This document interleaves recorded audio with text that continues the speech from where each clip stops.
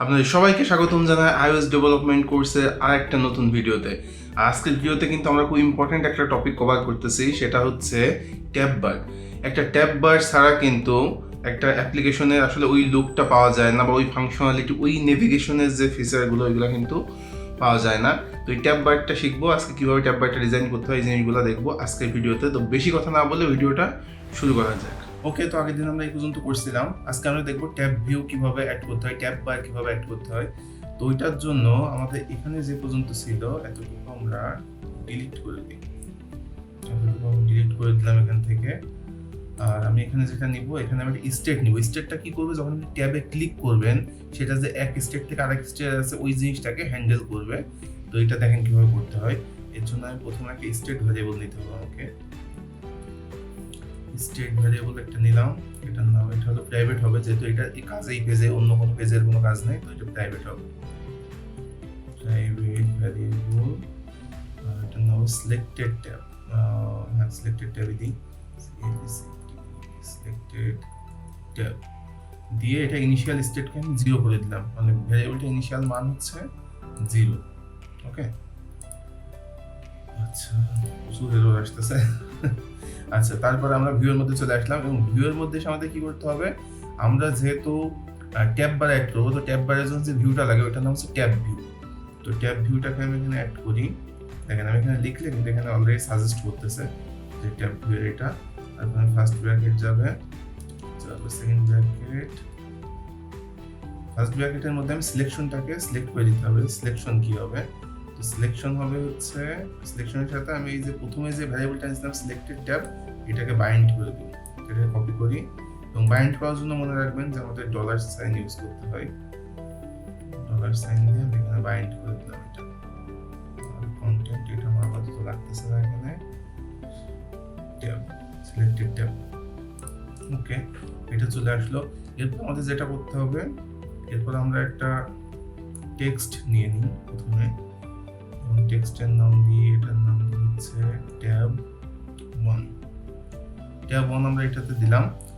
এখন এইটার নিচে আমাকে ডট দিয়ে ওই যে ট্যাবের মডিফায়ারগুলো লিখতে হবে, যে ট্যাব আইটেম। ঠিক আছে, ট্যাব আইটেম দিয়ে এর ভিতরে আমাকে লিখতে হবে। ট্যাব আইটেমে আমি ইমেজ নিয়ে একটা, এখনই বুঝবেন, একটু অসুবিধা হচ্ছে বাট এখনই বুঝতে পারবেন। এটা যখন ভিউটা আসা শুরু হবে তখন আপনি জিনিসগুলো বুঝতে পারবেন। তো ইমেজের মধ্যে আমি মনে আছে যে কিভাবে আইকন অ্যাড করতে হয়, সিস্টেম নেম। ওকে, সিস্টেম নেম দিয়ে আমি এখানে দিলাম হলো সার্কেল। ওকে, সার্কেল দিলাম। আর এটার মধ্যে একটা টেক্সট অ্যাড করে দিই। এই টেক্সটটাকে কপি করে বেসিক্যালি এখানে অ্যাড করি। আপনার ইনিশিয়াল ভিউটা আগে দেখেন, দেখলে অনেক কিছু ক্লিয়ার হয়ে যাবে। ঠিক আছে, এটা গেল। এবং এরপর আমাদের যেটা করতে হবে, এরপরে দিয়ে আমি এটাকে ট্যাগ করে দিব। ট্যাগ কত হবে, এটা ট্যাগ হবে 0। ভিউটা দেখি তো, ভিউটা কি আসলে দেখা যাক। দেখেন তো একটা আসছে।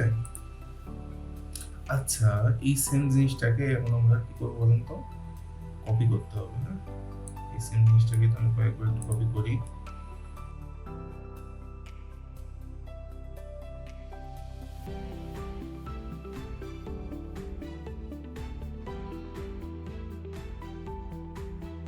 এখানে হচ্ছে ট্যাগ 0, ট্যাগ 0 আছে, এখানে ট্যাগ 1,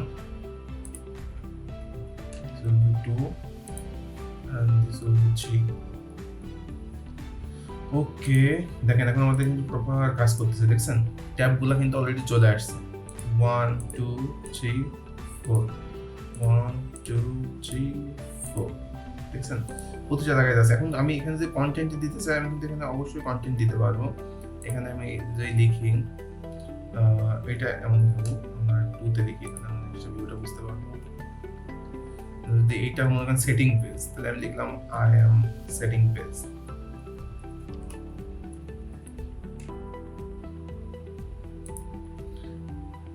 মানে এখানে আমি টেক্সটের মধ্যে যে কন্টেন্ট দিব এটা কিন্তু এখানে শো করবে। দেখছেন চলে আসছে। আমরা অ্যাপের মধ্যে দেখি না যে আমরা একটা ট্যাব থেকে আরেকটা ট্যাবে যাচ্ছি, ওই প্রতিটা পেজে কিন্তু ডিফারেন্ট ডিফারেন্ট জিনিসপত্র থাকে। তো সেইটাই কিন্তু আমরা এখানে করছি। এখানে কিন্তু আমরা যে আইকনগুলো কিন্তু অন্য আইকনও দিতে পারি, যেমন আমি যদি আমার SF সিম্বল থেকে কয়েকটা আইকন আমি দেখে আসি যেখানে কি কি আইকন দিলে ভালো হয়, আমরা একটু কিন্তু দেখে আসতে পারি এখান থেকে। তখন প্রথমটা হইতে পারে, আমি সার্চ করি, প্রথমটা হইতে পারে হোম আইকন, রাইট? হোম টাইপের একটা আইকন হয়তো প্রথমটা হবে, আমি এইটাই নিই। কপি নেম, আমি এই যে ইমেজের যে আইটেমটা এটার মধ্যে আমি এটা দিয়ে দিলাম। এখানে কিন্তু এই যে হোম চলে আসছে, ঠিক আছে? হোম জিনিসটা কিন্তু এখানে অলরেডি চলে আসছে। আচ্ছা, তারপরে আমরা হোম নিলাম। এখন তারপরটা হবে হচ্ছে বুকিং।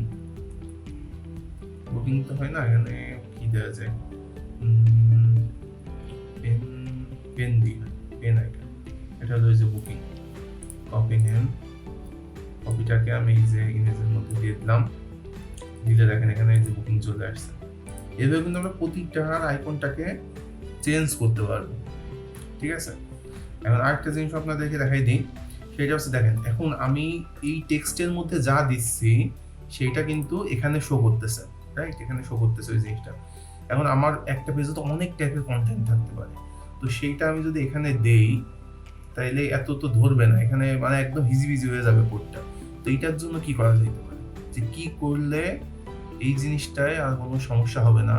আমরা যদি এমন করি যেখানে আমরা স্পেসিফিক যদি ফাইল নিই, ঠিক আছে? স্পেসিফিক ফাইল নিলাম, নিয়ে তার মধ্যে ওই পেজের সমস্ত জিনিসপত্র রাখবো, ওইটাকে আমি এখানে কল করে দিব, যেখানে ক্লিক করলে ওই পেজে যাবে। তাহলে কেমন হয়? করে দেখা যাক কি হয়। ওকে, আমি এখানে গেলাম, যার পরে আমি একটা নিউ ফাইল নিই, এটা SwiftUI এর ফাইল হবে, এটাকে আমি নাম দিই সেটিং, ঠিক আছে? যেহেতু এটা সেটিং পেজ হবে, এটার নাম দিই সেটিং নাম দিলাম, ক্রিয়েট। দেখেন সেটিং পেজটা ক্রিয়েট হয়ে গেছে। এখন এখানে কিন্তু আমি সেটিং পেজের মধ্যে যা যা থাকবে সমস্ত কিছু কিন্তু আমি এখানে রাখতে পারতেছি।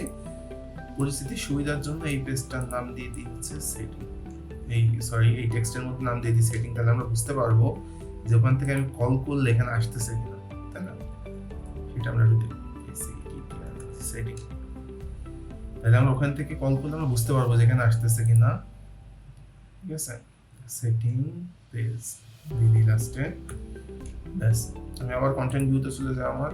এবার এখানে টেক্সটটাকে বাদ দিয়ে আমি যদি এখানে সেটিং পেজটাকে কল করে দিই, এই সেটিং পেজটাকে যদি আমি এখানে কল করে দিই, কি হবে বলুন তো? এই কাজ করবে? সরি, এখানে না, এটা যাবে এখানে।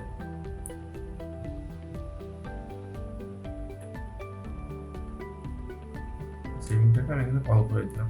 তাহলে আমি ট্যাব 1 এ আসি এবং আমি এই যে সেটিং এ যাব, ক্লিক দিব, ওয়াও, এটা চলে আসছে।